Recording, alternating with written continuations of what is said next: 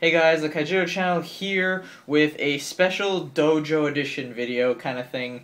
So Dojo Edition is coming out tomorrow, and I'm going to use this video to kind of talk about a lot of the cards that are going to be coming out in the dojo and the ones that you should kind of look out for if you haven't really seen the full list that's been spoiled lately. And I'm not really going to be talking about the super rares. I mean, they're kind of obvious now.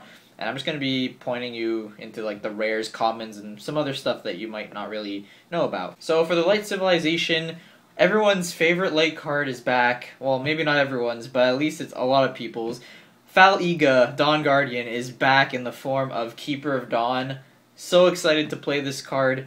What really sucks though is that we still do not have we don't have search capabilities yet, so it's not as good as the original Fal Control because of being able to use cards like Crystal Memory and Forbos to search out your spells that you need, like Apocalypse Vise or Lost Soul or whatever. But I think Fal is still great to have just for, you know, recycling your Terror Pits or whatever else you want to recycle to be able to use them over and over again. Also, there are some awesome tap cards in the Light Civilization like usual.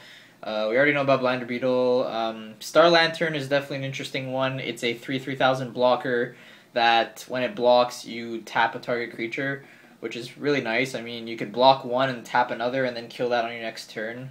That's kind of interesting. Shock Kana is pretty much the Aqua Seneschal of the Light Civilization. When you attack with Shock Kana, you pretty much tap a creature. So you can do some crazy combos with Alcadeus with that, so that's pretty cool. As for the Water Civilization, we got a lot more draw power again. We got Logo Scan, which is pretty much Energy Stream, draw 2 for 3.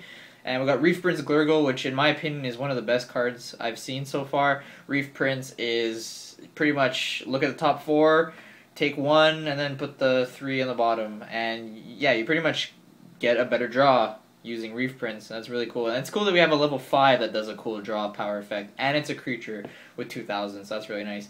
Also, a card that may be under the radar right now, Vicorakis. It's also level 5, and it's pretty much draw 1, discard 1. I don't know if it's the opposite order or whatever, but it's a looter card. Right now it's probably not of much use, but in the future, if there's ever some sort of like recursion or summon from discard pile kind of thing, so you should keep into mind these kind of looter abilities for the fact that you could dump your big cards into your grave and then just get them onto the field or whatever. So that's something to kind of remember for the future. Now for Darkness, they printed one of the craziest cards I've ever seen.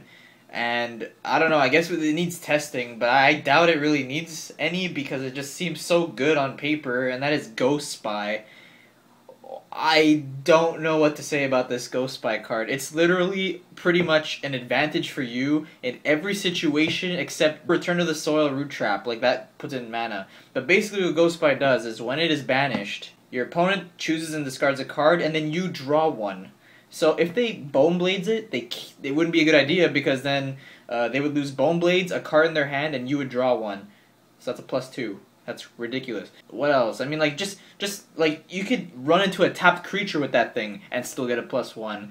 Like it doesn't even have to be same power or anything. You could just ram into whatever big thing, and then they're gonna discard a card and you're gonna draw a card, and you still come out on top in the end. So Ghost Spy is just one of those ridiculous cards. I just don't get it. And if you're running Darkness or some sort of control deck, you need to run 3 of these just for the fact that you put one on the field and your opponent's like, what do I do now?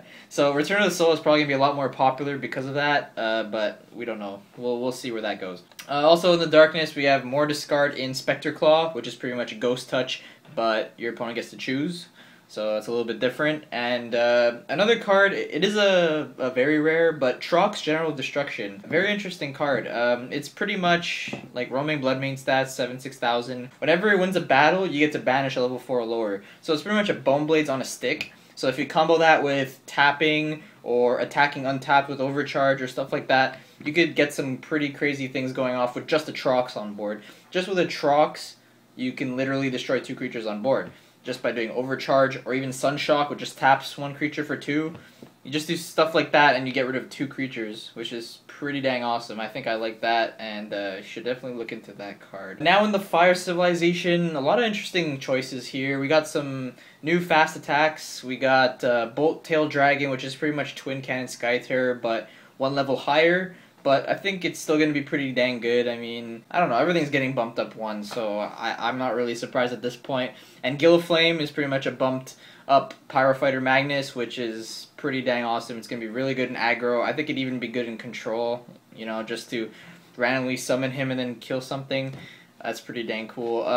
Also, for Rush, keep a note of these 2 cards, which might help out Rush, but I really don't know yet. We got Dracon Weaponsmith, which is pretty much a Brawler Xyler, but Dracon race instead of human. And we got Super Bazooka Volcanodon, which, if you remember from the original game, it was like Super Explosive Volcanodon. It was like a 2000 power attack 4000.